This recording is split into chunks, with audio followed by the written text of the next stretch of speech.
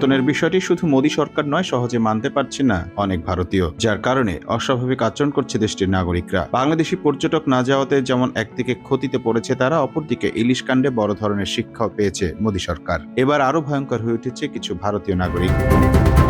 কানপুরে দ্বিতীয় টেস্টে লড়ছে ভারত বাংলাদেশ। বৃষ্টি বিঘ্নিত সেশনে ৭৪ রানে ২ উইকেট হারিয়ে স্বস্তিতে প্রথম সেশন পার করে টাইগাররা। তবে বাংলাদেশ দলের সমর্থক রবির জন্য সময়টা ছিল অস্বস্তির। শুক্রবার কানপুরে ম্যাচ চলাকালীন ভারতীয় দর্শকদের সঙ্গে হাতাহাতির ঘটনায় আহত হন এই বাংলাদেশি সমর্থক।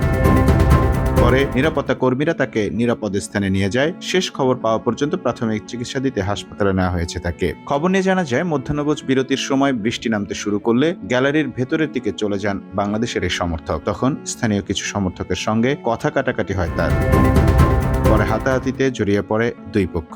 এতে আহত হন বাংলাদেশের সেই সমর্থক। পরে পুলিশের সহযোগিতায় উদ্ধার করে হাসপাতালে পাঠানো হয় তাকে। আহত অবস্থায় টাইগার সমর্থক রবি তার ওপর হামলার কথা স্থানীয় পুলিশকে জানান। পাঁজরের নিচের অংশে আঘাত লেগেছে বলেও জানান তিনি। বাংলাদেশ থেকে আসা সমর্থকদের মধ্যে রবি অন্যতম। লম্বা সময় ধরেই বাংলাদেশ দলের বিভিন্ন সিরিজে মাঠে গর্জন তুলেন তিনি।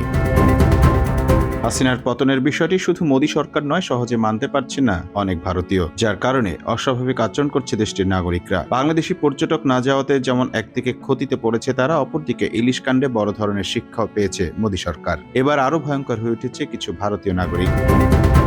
কানপুরে দ্বিতীয় টেস্টে লড়ছে ভারত বাংলাদেশ। বৃষ্টি বিঘ্নিত সেশনে ৭৪ রানে ২ উইকেট হারিয়ে স্বস্তিতে প্রথম সেশন পার করে টাইগাররা। তবে বাংলাদেশ দলের সমর্থক রবির জন্য সময়টা ছিল অস্বস্তির। শুক্রবার কানপুরে ম্যাচ চলাকালীন ভারতীয় দর্শকদের সঙ্গে হাতাহাতির ঘটনায় আহত হন এই বাংলাদেশি সমর্থক।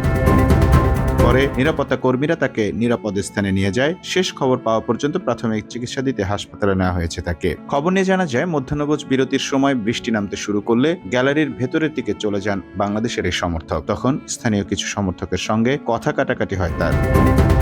পরে হাতাহাতিতে জড়িয়ে পড়ে দুই পক্ষ।